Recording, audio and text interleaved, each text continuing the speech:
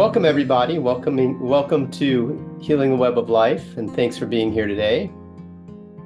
I'm Scott, and I do this Healing the Web of Life work because I feel guided to do it, to make a contribution to the web of life, to help humanity come back into balance, assume our roles as caretakers of the web of life.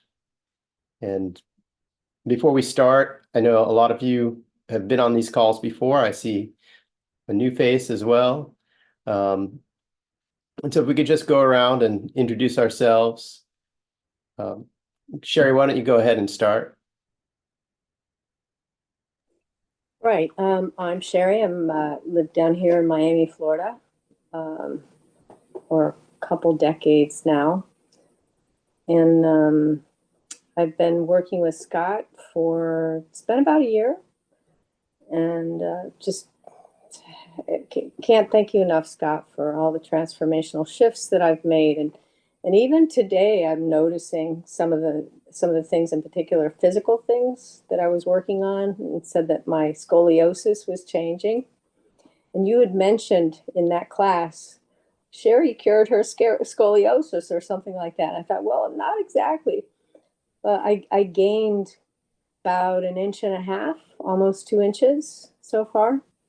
It's strange. Wait, am I taller? Wait, I can reach a higher level of cabinet things. It's amazing. That's awesome. It is awesome. So it's spectacular. Thanks for sharing that, Sherry. Sure. And thanks for being here. Thank you. Katie and Melanie. You guys are like twins sitting there. Hi, I'm Katie. I'm happy to be here. Love the work that you're doing, Scott. Worked with Scott, and I'm currently in the ancestry course. It's my best friend, Melanie. Melanie introduced me to Scott, and I'm here in Maui with her and Ryan. We've been working their land for the last 6 days straight, and today is the kind of healing ourselves day. So glad to be here. Yeah. Hi. Thanks, Katie. Sorry. Melanie. I'm Melanie. I've been working with Scott for a few years now, and I really enjoy the shamanic work, and I'm glad to be here in Hawaii doing it and taking a break from working. A little sore. And congratulations on getting your place on Maui. Thank you. Great. Thanks. And Carrie.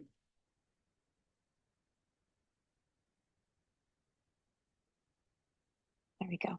So I'm the new face in the group and relatively new to shamanic work, although I suspect I've been doing this in my dreams since I was a little child. I'm a physician by trade. I live currently in Washington, but I'm from Southern California for the majority of my life. And I'm really looking forward to this. I'm actively searching for my soul's path. And I believe this is part of it. So I'm looking forward to this. Beautiful. Thank you, Carrie, and thanks for joining us. And I just want to check in, since we haven't worked with you before. You know how to journey to the lower world and meet your power animals? Yes, I have my power animal. I worked with Paul Francis in England for a while with his therapeutic shamanism program, and I do some journeying with Peruvian shaman and a few other folks. So, I mean, not a lot, but I've started. Yeah, that's great. As I just wanted to make sure that if I say something like go to the lower world and meet your power animal, you're not looking at me saying what's he talking about to yourself. It's my favorite place to be for now. So. Yeah, great. And that's all you need. This is all levels. So and the beauty of shamanism is that we certainly learn from experience, lots of things, but our connection, even from day one, is there. So regardless of how much experience one has or doesn't have, the connection is still equally valid. And it's about refining our connection and getting the clarity of that connection. And developing a language in which we can understand what's being communicated to us from the spirit world, because the spirit world communicates it to us symbolically, often in images. A lot of people are visual, right? We tend to be a visual race predominantly. I'm not predominantly visual, so I have the advantage of hearing words when I journey. So I don't have to really try and figure out what's being shown to me because I just get the words. Most people get either a vision or a feeling, and then we have to try to refine what that vision or feeling means. And so that's the skill that comes with practice, is refining our vocabulary, refining our communication skills with the spirit world. But the connection is there from day one. So once you've opened that doorway and you're connecting to your power animal in the lower world, you're there. And the information you receive, the healing you receive, the healing that you can facilitate for others is equal from day one to all the way through. We just kind of get more refined and practiced and gifted with it, skilled with our gifts. So thanks. Thank you, Carrie. Thank you. Hi, everybody. It's good to see some familiar faces. I am Scott's wife, and we've done a lot of journey work together over the years. And I jumped on this call today because an ancestor of mine inspired this call, actually. A benevolent ancestor who is part of my Aboriginal lineage. And it's kind of a long story, but basically he actually came to us in a journey, I would say 3 or 4 months ago. And it became clear that a place that I spent a lot of my childhood, which is a place called Somerset Dam, which is in the northwest of Brisbane area where I grew up in Australia, was very much a disturbed river that had been dammed. And so he called himself the guardian of that river, and he was actually, turns out he was a direct ancestor, like a distant cousin of some of my ancestors, Aboriginal ancestors on my mother's side. So he came to me and he said, I really want to do something. I really want to put that river back to the way it was. And we're like, well, I don't know if we can quite do that, but what we can do is do a healing for the web that encourages people to journey for all the rivers of the world and bodies of water that have been disrupted, so that things can be put back to balance. And so he was really happy with that. So that was really interesting how that came about.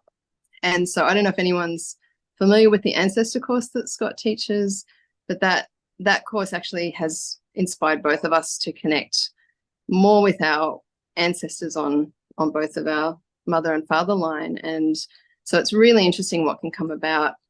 And so, yeah, that's why I'm on the call today, just to share that information and hopefully see some things in a journey that will help with the energetic restoration of rivers and bodies of water, which is something I'm very passionate about, and I have been since I was quite young. I spent a lot of time in a place called Tasmania. You're probably familiar with Tasmania, Julian, where there's a lot of environmental activism. And before my time there was a place called Lake Pedder, a beautiful lake that was unfortunately dammed for the hydroelectric scheme. And so, there's just been a lot of places on the earth, as we know, that have been disrupted in this way for human use. And what's interesting about this body of water that we were guided to, in my memories of my childhood, I was guided to remember, was that when I was spending time in this area, I was actually doing a school project on the river, of how the river used to be before it was dammed. And it was interesting because in my journey this morning, I was shown that, in fact, that damming of that river had quite a negative impact, because the reason why it was dammed was to provide water supply for the entire city of Brisbane, which is often why rivers are dammed. But the Brisbane River has flooded like numerous times, like in the city, has flooded numerous times in the past, since I've been alive, in the past 50 years, like major, major, major floods. And I don't know if anyone's really made this connection, but there's a direct connection between the fact that it was dammed and the fact that it floods excessively during huge periods of rain, causing massive destruction. So it's just, I think I'm probably talking to the converted here, but a lot of, us are aware of how the earth has been so disrupted for human consumption. And so today on the call, this is just something that we can do that can have a ripple effect, excuse the pun, but ripple effect to the waters of the world, to help restore that balance and harmony back to how things should be on the planet. So yeah, that's why I'm here today. Thanks, Penelope. Thank you. I just will say a little bit more about what Penelope said. And then we're going to go into this when we finish the introductions as well. But as far as the disturbance of the earth and the flowing of the earth, we may not be able to individually, as she referenced, put the river back to its original state. We can't get out there and start blowing up the dam, and that's not the type of activism I'm involved in. Okay. However, what we can do is we can encourage people to shift in their spiritual relationship with the earth, so that they shift their way of relating to the earth. And we're already seeing this happen in a lot of ways in the world around us. We're seeing this happen. We're seeing how consciousness is shifting. My daughter's 15, and the things that she's learning in school at 10, 11, 12, 13, 14, 15 years old is so different than what I learned in school at that age, right? It's so the consciousness is shifting.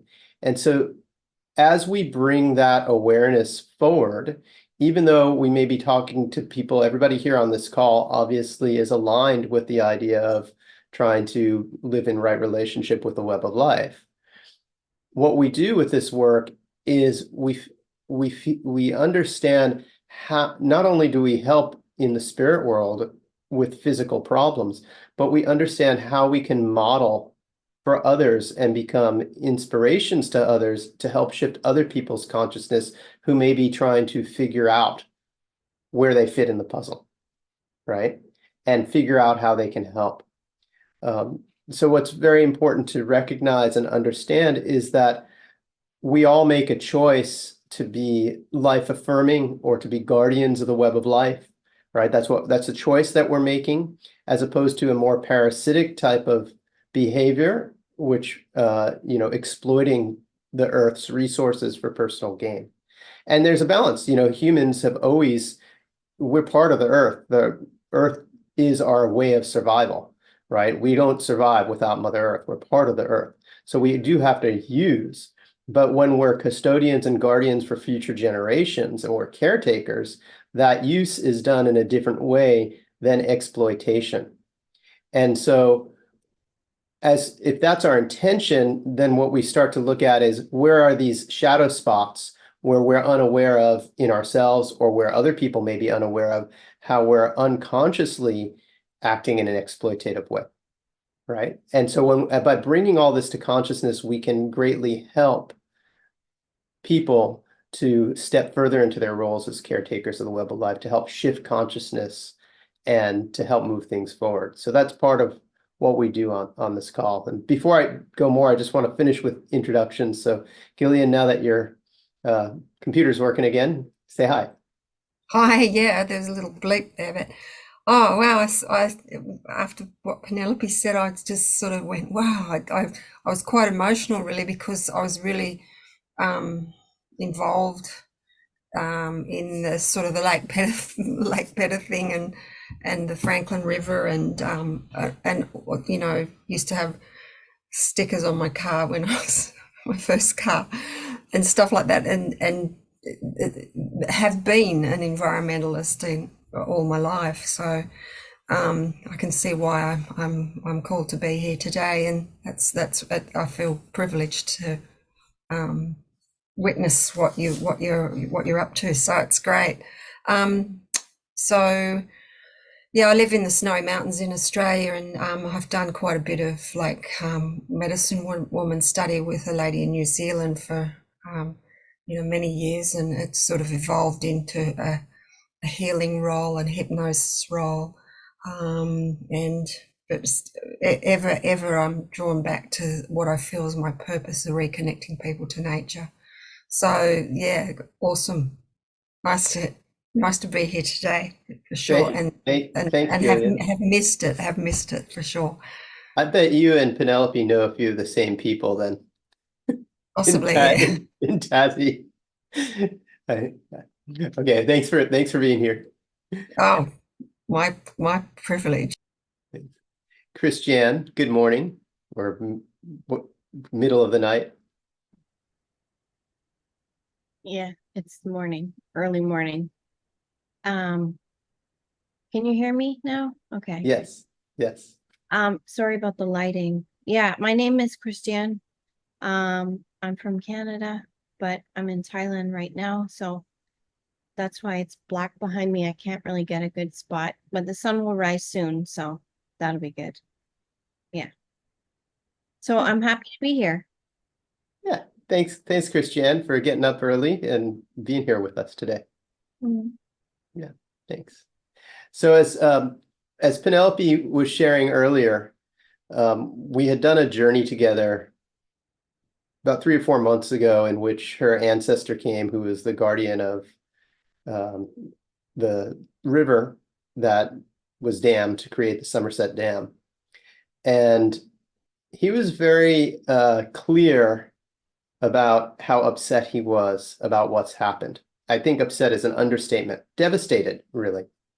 And so something to understand about ancestors or guardians of the land, right? So some ancestors, some humans, after they die, they decide to stay in what's called the middle world in order to be a guardian for a family or their descendants, a particular place, or a broader area, a broader region. Okay, so this ancestor was caring for the land there.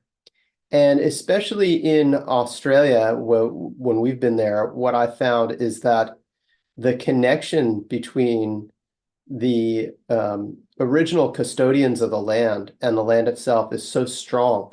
I mean, there's like no separation, really, almost no separation. No more separation between that and then a tree, right? A tree is part of the land. These people are part of the land. And we, as Westerners, often live very separated from the land. So now you go back in history, and I can't remember, this was a number of generations back. Penelope might remember exactly how far back we were. But, that connection was even stronger, right? It was pre-contact with Europeans, certainly at this time was pre-contact with pre-European contact. So living indigenously, very simply living off the land, everything was made by hand. And they were the guardians, the caretakers of the land. And then all of a sudden to see in the spirit world this shift and that conscious awareness of the earth and the water and the relationship between how the water, especially in Australia where it's dry, okay, what the vital role that the water plays, right? I mean, here in Hawaii, where we have so much water, we don't take it for granted, but it's not a scarce commodity, right? Water's everywhere. Fresh water is everywhere. There's springs at the top of all the valleys. We're blessed in that way with the water. In Australia, it's scarce, okay? And so there is, with anything that's scarce in a traditional culture, there's going to be more of a reverence for it. Not that there isn't a reverence for everything, but even more of a reverence for something that's scarce. And then to see the disrespect, this desecration that's happened on that land would be devastating for the guardian of the land. And so he came to us. He came to us in the journey and was, very, very much asking for assistance, I would say, almost bordering on demanding assistance, but not in a negative way. But it was a forceful, like, you've got to help, I'm desperate type of thing where I don't know what to do. And so with that seed of inspiration in the middle of the journey, I said, well, look, what we can do is we can do our next Healing the Web on being the guardians of the water, the river guardians. And what that means, right? Water and the water cycle. Water is the lifeblood of the earth. And I put that when I put the post out there notifying about this meeting, was water is the lifeblood of the earth. And it is the lifeblood of the earth, right? It's where how the nutrients circulate. It's how the nutrients circulate. It's how everything is carried. Without water, it'd be a dead planet. Okay. And so when it's dammed up and in a way that is not helpful for the overall environment, and basically dammed up to create a water skiing lake, for example, that's not helpful. That's not helpful, right? Now, certainly through a lot of indigenous cultures over time, water's been redirected, usually for farming, okay? But oftentimes that's done in a harmonious way. If you look at some of the ancient valleys here, the ancient archaeological sites in the valleys here in Hawaii, you'll see extensive agricultural and irrigation systems called avai, which are waterways for where they basically take rock wall and move the water back and forth through the valley and irrigate the crops and the wetland or the dry land taro, flood the fields for wetland taro, right? But it was all done in a way that was in harmony with the land, right? It wasn't dammed up. The water kept flowing. It was moved, but it was spread out and then returned to its natural course, right? And when you go and you look at these old sites, you're like, wow, that's beautiful the way it's done. It creates more of a garden, more of a paradise, okay? As opposed to, when you look at a giant dam today, yes, sometimes there's hydroelectric and you generate electricity and things like that, or a reservoir for a water supply, okay? Those are all valid uses, but we have to find a way in which we can have that blend more with the environment, have that blend in a way where we can still provide for ourselves, but also consider the web of life, okay? Not displacing and disrupting as much has been done. Does that make sense to everybody? Is everybody on board with that? Yeah. Does anybody have any questions or comments, anything they'd like to add? Yeah, Penelope, go ahead. Yeah, I just want to say one more thing to add to what you're saying, Scott, which is that for me, it's about a shift in consciousness that we are creating through journey work. So, I feel like that's the key here. I used to be an activist too, Gillian, and at heart, I still am. Saving forests and, really putting myself on the front line there, because I felt so passionate about these things and so devastated by the destruction that's been happening. And I remember thinking, there must be a way that I can create a shift without having to put myself on the front line. So I think that journey work and this method is a really powerful way to create a shift in consciousness within ourselves, but also have a ripple effect to the people around us and other people and just the land and the earth in general, because we have the power to work with ancestors and benevolent spirits, that they can actually, really help to facilitate some positive change. So I think this is a very powerful way to effect change in a way that doesn't put us in a state of conflict in the world. Thanks, Penelope. Can I say something? Please, go ahead. Look, I picked this up because I've just read it, Dark Emu by Bruce Pascoe. Amazing book that my grandmother, great grandmother were part of, the pioneers out in the Darling River. It's a mind-blowing book. It's quite a controversial book, people sort of poo-pooing it and stuff, but I think it's absolutely excellent about the way that the Aboriginals, when the first explorers and settlers came here, there's another book called The Biggest Estate on the Earth. They found that it was like some gentleman's estate, you know, and how they worked with the yam, worked with the wild grasses, the grains, the fish traps in the rivers, how they, you know, sort of, it was just so in balance. We have so much to learn from that. That was just wiped off that sort of knowledge was virtually wiped off the face of the earth by colonialism. So there's so much wisdom in that book. If we could only go back to working with the dry Australian landscape, but it's all damaged by sheep farming and, you know, cattle ranches and agriculture as it is. So yeah, it's all, there's so much wisdom to be gained from that knowledge that's actually written down, but that has been really swept aside and ignored. So I feel too, Penelope, that one of the only ways that we can do true activism is spiritually and shamanically and with that energetic ripple effect, for sure. So I just wanted to tell you about that book, and it's just funny that I've just finished reading it. Yeah, thanks, Gillian. Thank you. And what you say about like the sheep and the hooved animals, just, you know, impacting the landscape and the earth, you know, as opposed to like kangaroos who have very different types of feet when they move around. It's the same in Peru. I just got back from Peru last month, and they have all these ancient trails that were built, rockwork that was built, that's now basically destroyed and dusty and broken up because there have been horses and cattle run on it. And in the past, it was llamas and alpacas, and they have different types of hooves. So it has a much lower impact on the landscape, depending on the type of feet, basically, that the animal has that's walking.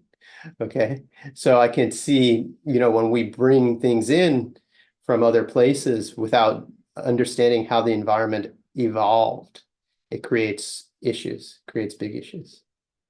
So yeah, thank you for sharing that. And you and Penelope, I'm sure, have a lot to share with each other later.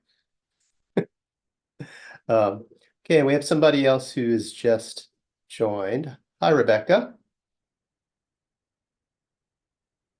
Can you do you want to come on and say hi to everybody?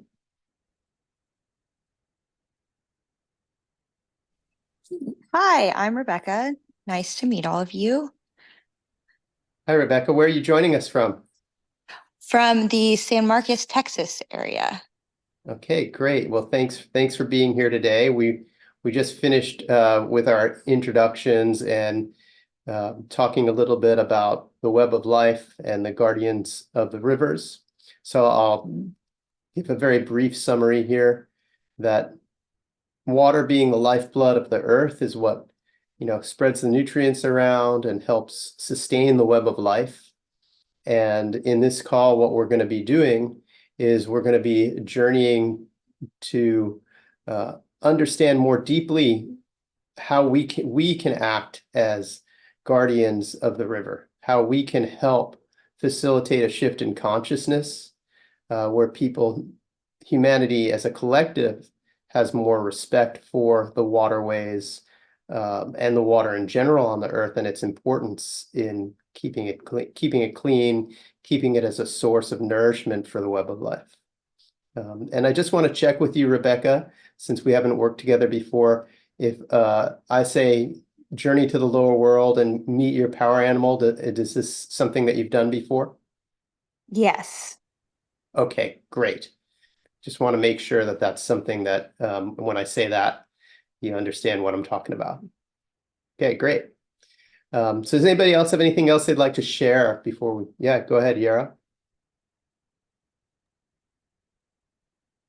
So when you said, water is the blood of life, it just made me reflect on the fact that I am a few days away from ending a 2-week fast, and water is the only thing keeping me alive right now. So it's so much, not only the web of life that is around us and extending throughout, universe and galaxies, it's within us, because I haven't really eaten much, but I drink water all day, every day, and I actually feel pretty good. And like, I can't be, not only without drinking water, I can't be far away from water because I just dry up and I start to shrivel, and it just gets to the point where I go, give me my water, give me a lake, give me a river, give me an ocean, a puddle, I don't care.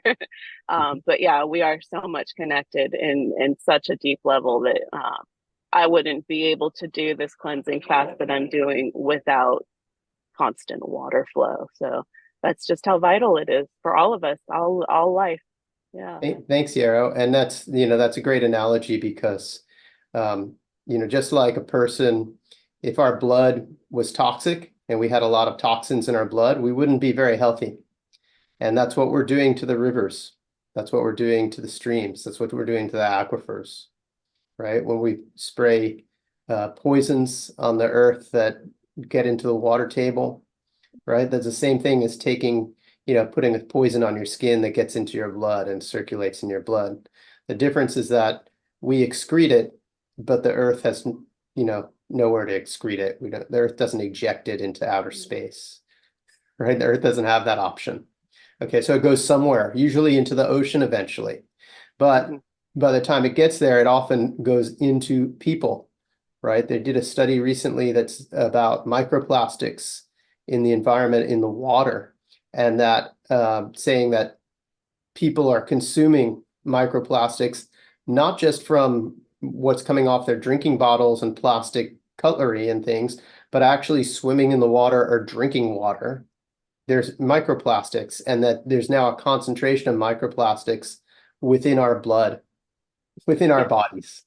Okay, so this is what we've been doing on a grand scale to the lifeblood of the earth. Okay, so this is why it's critical. It's kind of like must have been a reason why you went on a fast and to do a cleanse. Okay, so you cleansed out your blood by drinking a lot of water and not eating a lot of food. Okay, this is what we're so thank you for being here as a model for what we're wanting to do on a more global scale.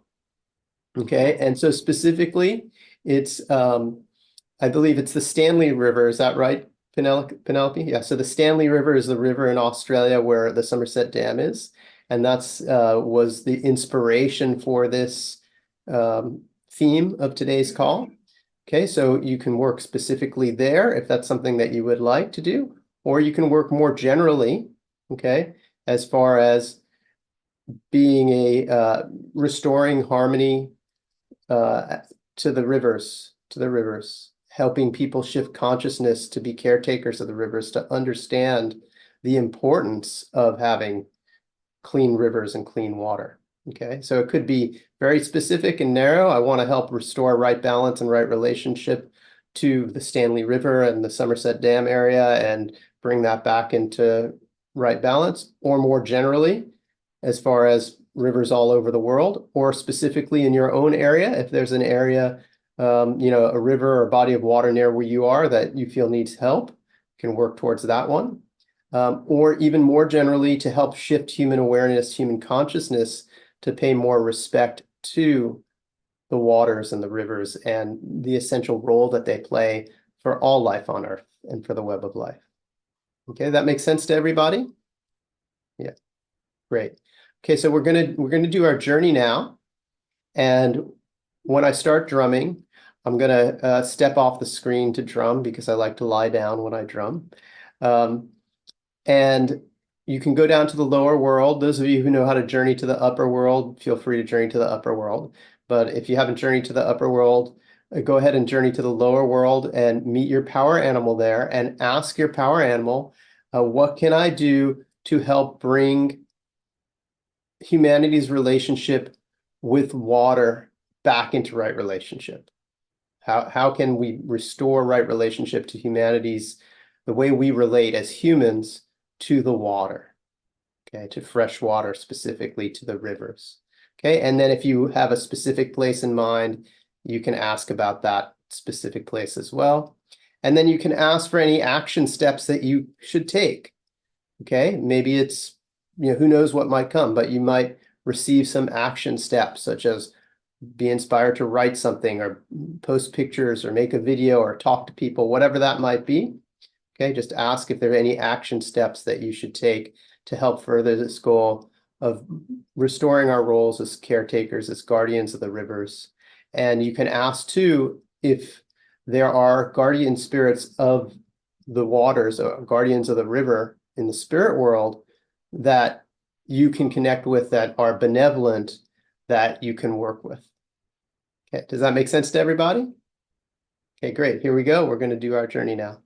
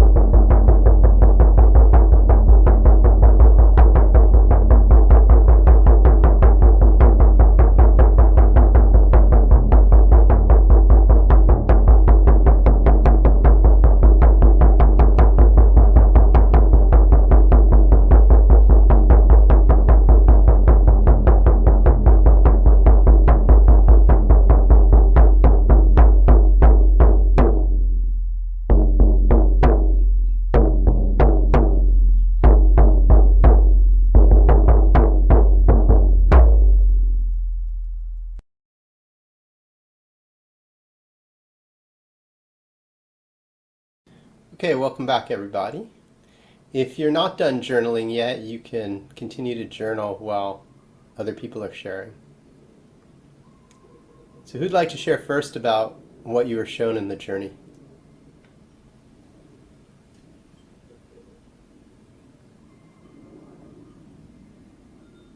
Yeah, go ahead, Christiane. I saw pooping parrots, and the parrots were in the sky, kind of circling above these waters, and they just started pooping, but these like streaks of poo, and then immediately these thin trees were sprouting up. And then I understood from that, then the water said to me, wherever you go, you have to make structures to support how we flow. Yeah. That's beautiful. And did you see more than that in the journey as well? And then I saw, well, actually the last Web of Life journey, I remembered my journey from the last Web of Life journey, and it was a bird trying to yank these huge palm leaves. So then I kind of got a snippet of that, and because a couple days ago I was riding to the beach, and my friend is teaching me how to ride the motorbike, and we were riding over these leaves, and immediately I was like, oh my God, this is exactly what I saw on the journey. And I was just kind of processing that, and then he goes, you see those leaves? Well, those are the strongest leaves, and when you're going over these leaves, and he started talking to me, and I'm like, oh my God, this is the last journey. So I got a snippet of that too, because those were not parrots, but I got a snippet of that, like, building with these leaves and using those leaves properly, because he was just telling me how to navigate on the bike over those leaves. Yeah. So it was kind of too. Yeah. Well, that's a very Thai experience, learning to ride a motor scooter. Yeah. Yeah. I got around when I lived in Thailand on a motor scooter for 6 months. It's kind of like what you do. Mm-hmm. Yeah. Yeah. Great. Thanks, Christiane. Thank you. Who'd like to share next? We're all going to have a chance. So. Yeah, go ahead, Gillian. So, I changed my background to be appropriate.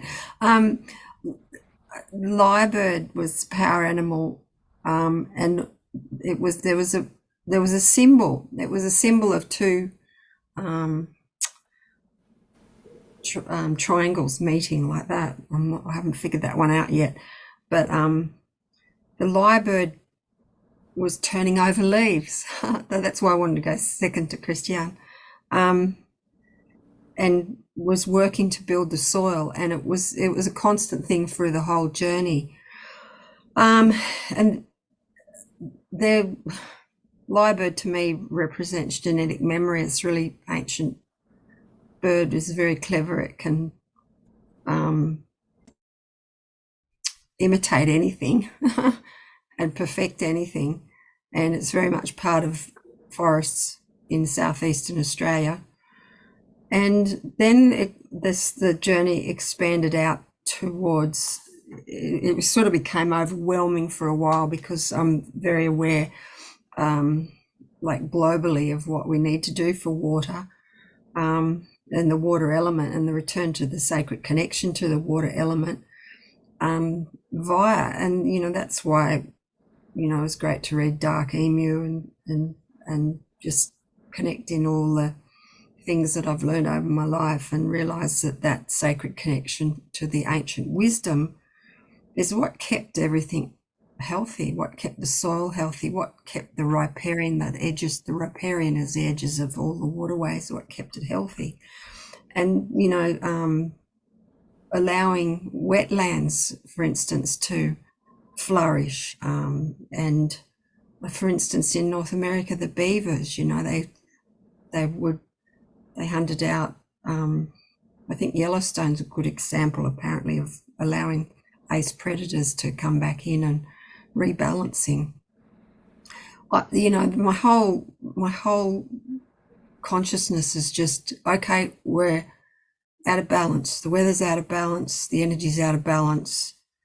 And once we repair that balance, whether it be the edges of streams, whether it be cleaning up rivers, whether it be dealing with the whole plastic issue in the world, and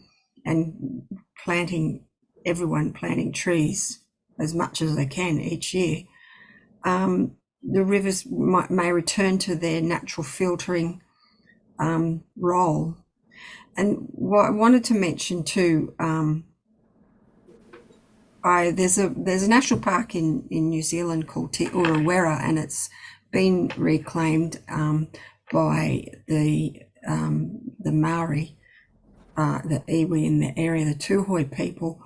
And I'd seen it under like normal national parks management, and now that's been given back to them under their management. And they allowed me to read their management plan, and in some ways it was leaving nature alone as a sacred sentient being to do the job it needs to do. So I'd gone into their office and said, boy, there's a lot of feral pigs up on this walkway that I'd been to. And they said, oh yes, we're dealing with that, but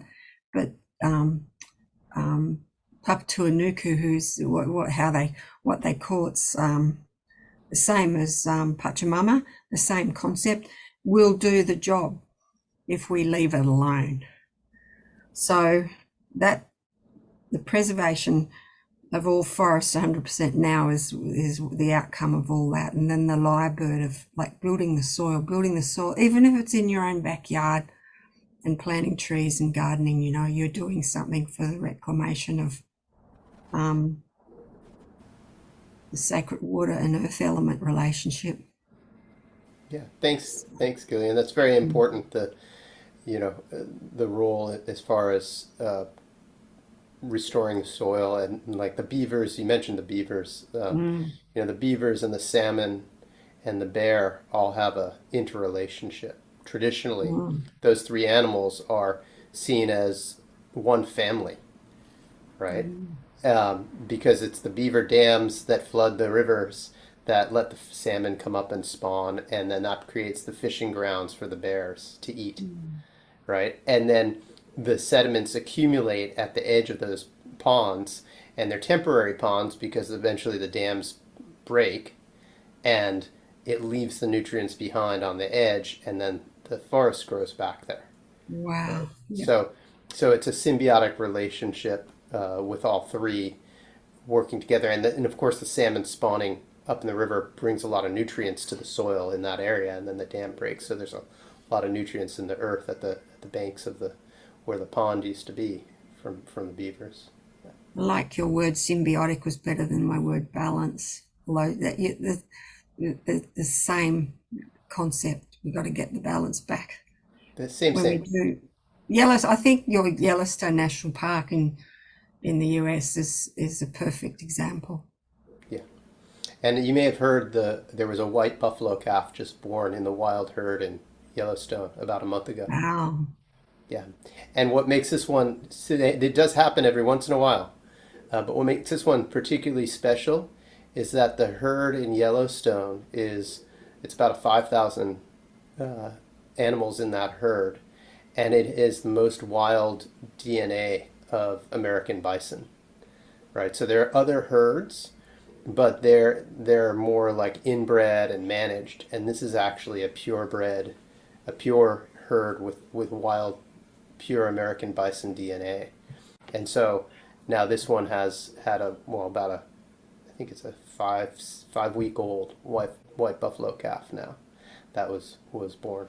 So, yeah, it's a big thing. Mm. Thank you for sharing that. And I'll share a little bit about what I was shown in my journey because it ties in, which was I was shown, I was taken to the River Guardian at the Stanley River where that Penelope and I were sharing about her distant relative and ancestor. And he's looking at me and he's talking to me and he says, well, you know, how do you think we would have related as primitive people to this water right here? Remember this. How do you relate to this when you're out in nature in a wilderness experience? How do you relate to the water when you go to it? And I thought, I was just on a kayak trip. I got back yesterday morning, actually, and we spent a few days down on the coast. And the valley we were in, we were at a beach. It's pretty hot. The valley, however, is very cool in the shade. And there's this beautiful little creek in there. And as soon as we got to the creek, it was like, oh my God, it's so special here. I gave a little offering to it, and I went in it and I laid my body in it to cool down. We took some water from it. There was a spring, made a prayer, took the water from the spring, walked up to the very back of the valley where it terminates in a slot canyon with 600-foot red rock walls and a waterfall coming down. And all the time it's like, wow, this is so beautiful. This is so beautiful. It's so sacred. Feel the energy of this place, because this is how we would relate, especially in a dry area, a hot, dry area in Australia. When we came across a creek or a water or a stream or a small river, after wandering for days and days and days, we would stop with reverence before we drank. We didn't have taps where we turned water on. We didn't just go, oh yeah, I'm going to step out of my shelter and turn the tap on and brush my teeth and have a nice glass of cold water from the fridge. No, it wasn't like that. They didn't go to the store and buy their, coconut water or juice in a can. It wasn't like that. So the liquid, what we take for granted that we can have every single day, wasn't like that. They would walk around. I was a primitive person, I'd be walking around. I'd be like, okay, I'm thirsty. I need to get water. I need to go to the river. And you'd get to the river where you knew water was, and you'd stop and you'd have reverence and you'd pray. You'd give thanks. You may not say necessarily a prayer, but you would certainly give gratitude and appreciation and reverence for that water. Most likely before you drank, right? You'd stop and you'd give thanks. You go, thank you, water. And then you'd cup your hands and you hold the water up to the, to the sky. Thank you, Creator, for the water. And pick some up and drink, out of your hands. And then maybe if you were hot, you'd get in the water, right? That's a completely different way of relating to it than we have as modern people, okay? And I'm not suggesting we should go back to living primitively and having to scoop water with our hands from rivers unfiltered. That's not what I'm suggesting. But what I am saying is that the awareness of the sacredness and the reverence for the water, when that is someone's relationship to the water, is huge. Such a different shift, right? And so he said the simplest thing that humans can do that will have the broadest impact is to stop, to pause before interacting with water, and especially before drinking water, to stop, to pause, and to take a moment to give thanks, to express your gratitude, and then drink. And it's so simple. I'm like, that's it? What else is there, right? He goes, no, that's it. That's the simplest thing that can be done that will have the broadest impact, because that will help shift people's consciousness. That will help shift our awareness. It will help shift our conscious relationship with the water. And hey, I'm as guilty as everybody else. I reach in the fridge and I grab my cold drink and, oh man, I'm really thirsty. Here, I got my coconut water right here, It's like, right? I didn't stop and go, oh, I'm so grateful for this water, this coconut.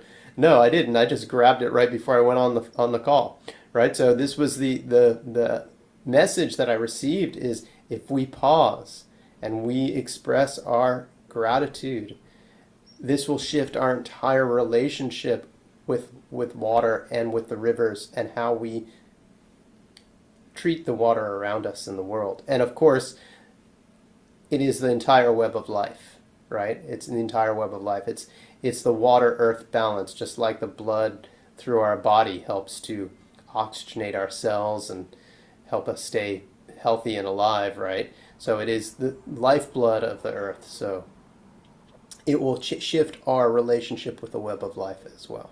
So that's what I was shown in the journey, and I just wanted to share that following on from what Gillian had to say. Who'd like to share next? Sherry. She's waving at me. Right, I think this is a nice segue.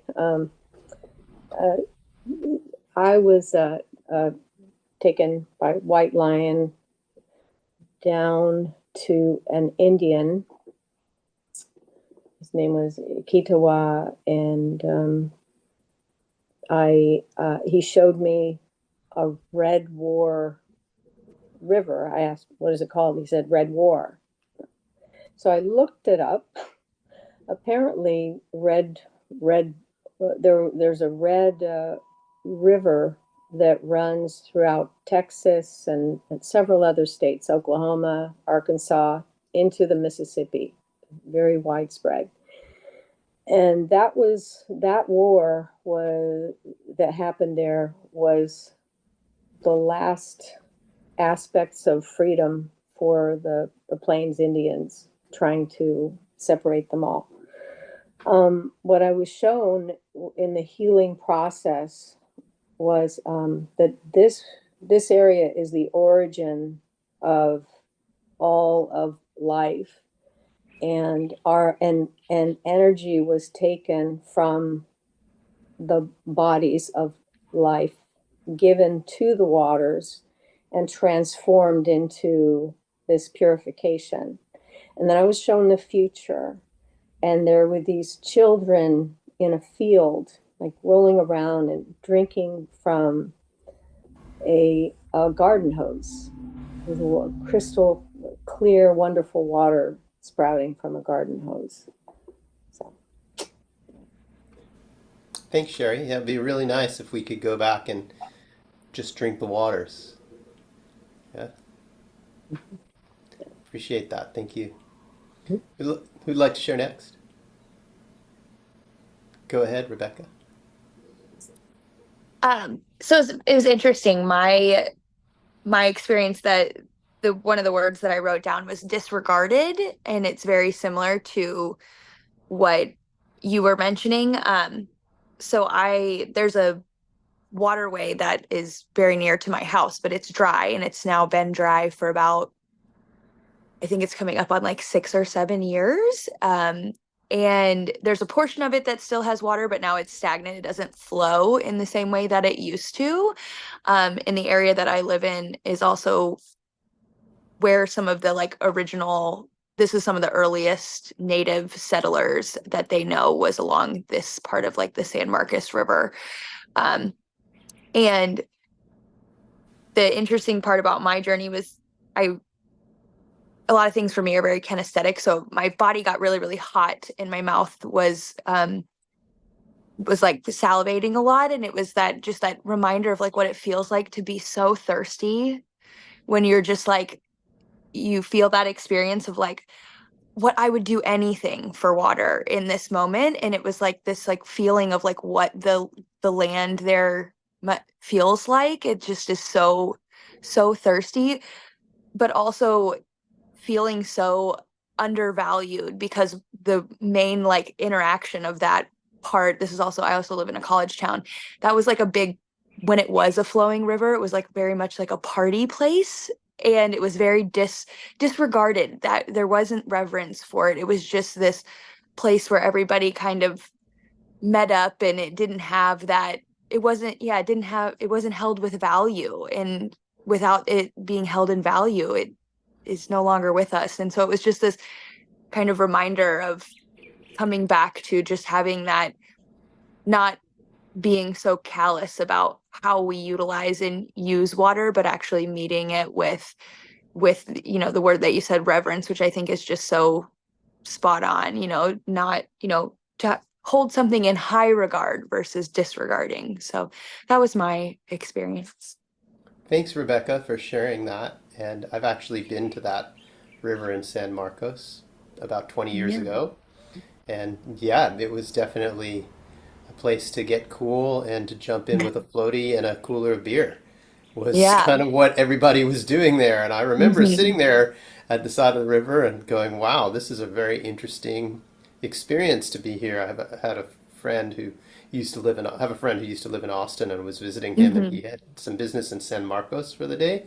And so he said, you can come check out this town, and I'd have a meeting for a few hours and then I'll pick you up again. And he dropped me right there at the river. And so I had a few hours to observe Yeah. exactly that scene. And I'm sad to hear that it's dried up now because it Yeah. was, a beautiful body of water that was disregarded, was taken for Uh-huh. granted, was taken Yeah. for And granted. there's still a lot of waterways in and around the city, and probably the one you were at is still going because it's spring fed, but there's a portion of the Blanco is the part that I'm talking about. So there is certain areas that are regarded with reverence, but it's like that holistic viewpoint, I think especially with here in with the young college kids, I think there's more consciousness now than there was, 10 years ago. But yeah, with the little Bob kittens, just making sure that they kind of understand that they're to just hold those places with a lot of love, especially as they feed us in more ways than just physical thirst.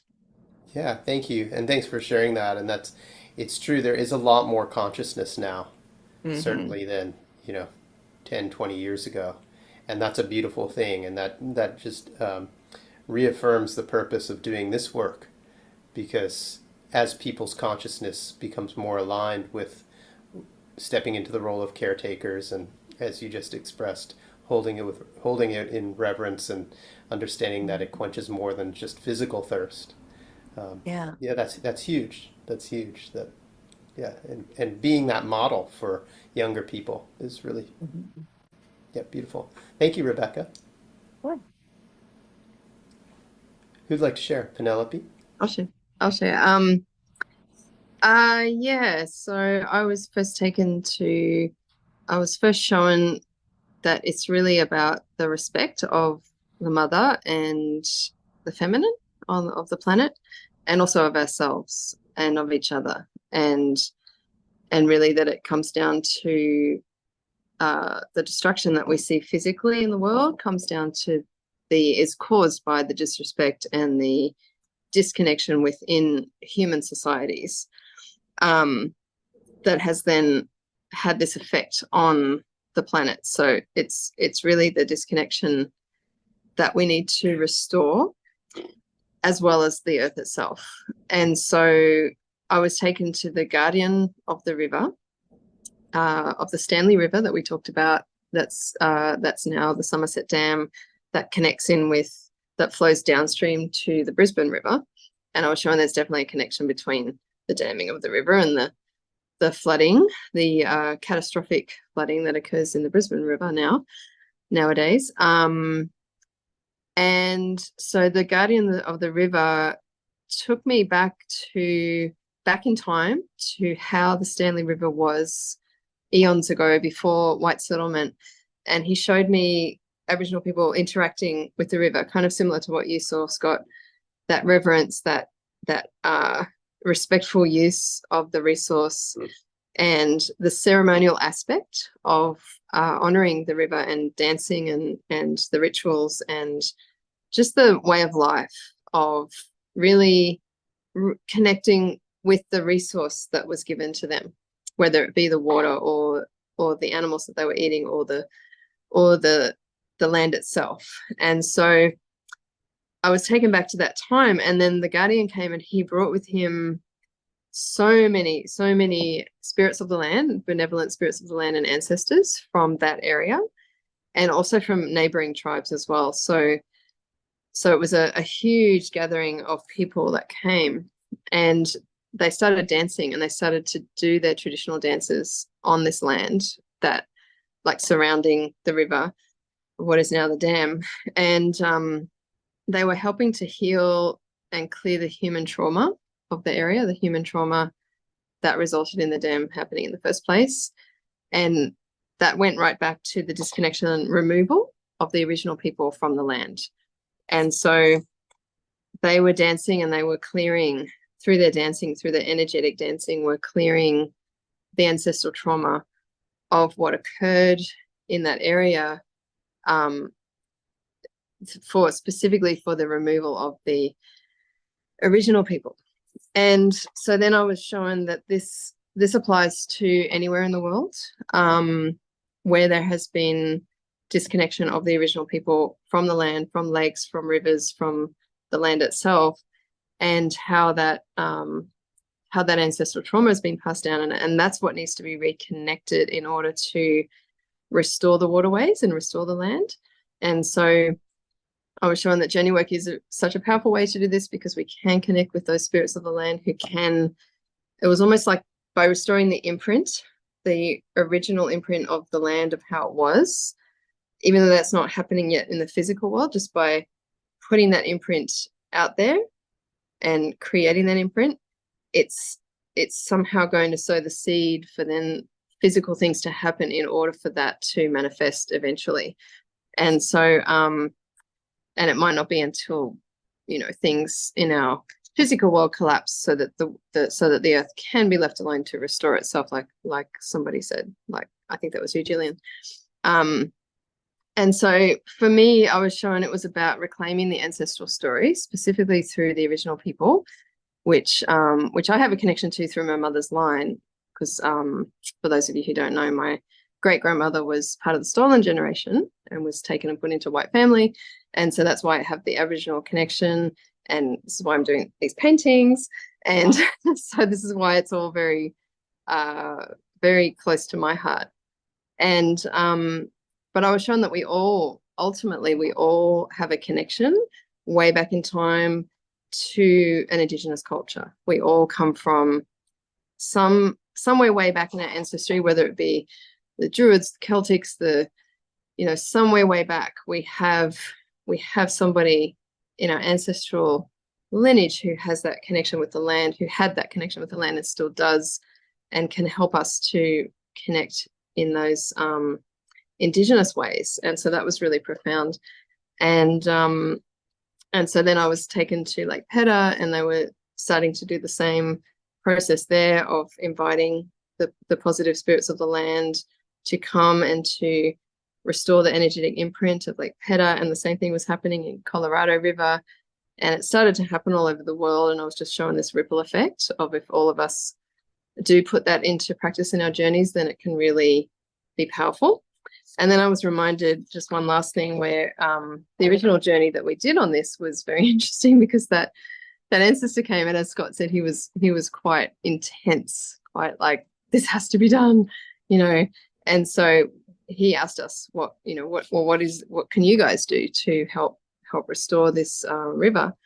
And I was shown specifically to do a painting, actually, and I was shown this is very important for people who, especially who have an Indigenous connection, but even for those of us who don't, but to help restore the ancestral connection by retelling the story, like telling the story as it was. So, for example, I was given the image of this painting, and I'll show you in a minute the sketch that I've done of how my ancestors traveled from Uluru, from Central Australia, all the way to northwest New South Wales, and then across to northwest of Brisbane. This is where this one ancestor ended up, in order to end up around Somerset Dam. And so it's no coincidence that as a child, our holiday house was Somerset Dam. We used to go up there almost every weekend. And I had obviously no idea back then that I had ancestral roots with people who lived in that area. So yeah, so I was showing this painting. Okay, it's pretty hard to decipher. There you go. But that's like Uluru, and this is all the way to, and it's basically the rainbow serpent and the songline of this trek that was made by the ancestors. And so that's just one example of what we can do to contribute to restore the ancestral story. So that's what I was showing. Thanks for listening. Thank you, Penelope, for sharing that. For For those of you who are not familiar with what song lines are, so a song line is, in many Aboriginal cultures, the thought is that they sing the land into being. So by singing the song line, it's basically a dreaming line where you chant a song and the song names the different features of the land. And as you walk around, you have to sing that song, first of all, to stay on your track, because if you had a kangaroo dreaming versus an echidna dreaming, you'd be walking on a different track, and that's how nomadic cultures or nomadic clans separated the hunting grounds, right? So you can hunt on your song line, but not on somebody else's song line. You can camp on your song line. So rather than having, a territory like a square or defined by a river, it was a line, a wandering line, okay? So people would sing the song, and you could go as far as you could sing. And if you couldn't sing, if you didn't know the song past then, you had to find somebody who knew the song to take you into that next section as a guest. And some of these song lines were short, and some of them went all the way across Australia from north to south, from east to west, right? So that's massive distances. Now, one person probably didn't know the entire song line across the country, but conceivably that person could walk to the edge, meet someone else who knew the next section, and you could sing your way across the country. And the beauty of this is that creation is a present time unfolding, and that they're singing it into being. So the belief was that if I don't keep singing the song line, the world isn't going to exist. I need to keep singing this into existence, right? I need to sing this into existence. Okay? Now think about the difference between that as the purpose of understanding that creation is a present time event that is constantly unfolding. Okay? Creation is a present time event. That's how everyone was living. I'm creating in every moment. I'm creating the world, right? It's not something that happened in 7 days and 7 nights 5,000 years ago and then ended, right? It's not like it was created and then it's done, right? It's a present time unfolding story of creation. Now look at the power that gives each and every one of us. If creation is happening now, if we sing a different song, then we can create a different future. Okay? If creation already happened, then this is just already written in a book and we don't have any free will. It's not, whatever we do doesn't matter, right? So this is a hugely important concept to understand, and a huge shift in consciousness, because we've all been raised with this idea that creation is something that happened, and now we're here living on something that happened, and we're just kind of living it out and playing out a script. That's written into our mythology in many, many different ways. But that's not written into every culture's mythology, right? In Aboriginal Australian culture, mythology is very different. Okay, they're singing the world into being along those song lines. Okay, that's a huge understanding. So thank you for bringing that up, Penelope. Another thing I wanted to share is about the importance you shared about the guardian spirits of the land, singing that around the land. So maybe us in flesh bodies, in flesh reality, don't know all the song lines, but the spirit guardians still remember the song lines of that place, or the songs of that place. Okay? Singing the prayers into a place. Right, and I think that's probably how those prayers came down through the generations, is my guess. I don't know for sure, but that's my guess. So that's also very important, is keeping those guardian spirits active and engaged. And when you said that, I had this very strong memory of an experience we had when we were in Freycinet on the east coast of Tasmania. And we were connected to the spirit of the land there. But unfortunately, it was a group. It was many. I can't remember. It was dozens, maybe like 100 or so. And they said, you know what? We're done here. Because Freycinet is a very popular park, and it's still beautiful, but it's become very, touristic.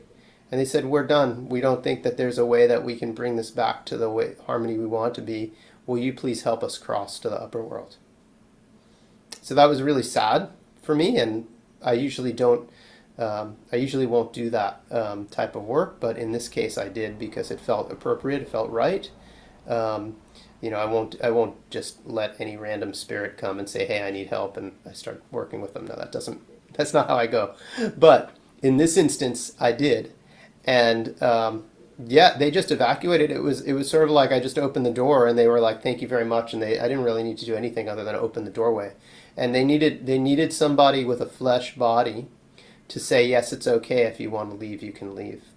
And here's the door. And so I opened the door, and it was about 80 of them actually, and they just kind of stepped out and stepped through, and then it was gone. And then the land felt different. And basically they said, they were like, we're done trying to hold the space in this way, because we see the forces of holiday houses and vacation rentals and commercialization, and we just can't. They were done. And so, yeah, what you're sharing there, this is part of the urgency, right? This was the urgency behind doing this journey today, behind the message that we received of, restoring that connection with the guardians of the land, and specifically the guardians of the river guardians, so that they can safeguard that fresh water that flows through Mother Earth. Yeah, and I just want to say it was shown to me that we have the power to communicate with the benevolent ancestors or spirits of the land, and so therefore it can then help them to have a purpose again and do something like that. And it wasn't just the singing, it was also the dancing and the feet on the land. And that's a very strong part of Native American tradition as well, is that beautiful dancing with the feet, really touching the earth so beautifully in the way that they dance. And it's a relationship that they have. So it was very much about us kind of like being the conduit for that type of thing to happen, that type of healing, that those spirits of the land can do the work that they're here to do and be able to help with the healing. So, yeah. Yeah, thank you, Penelope, for sharing that too. That's very important, that maybe some of these spirits of the land do feel like they've lost their purpose, or that their purpose isn't valued anymore.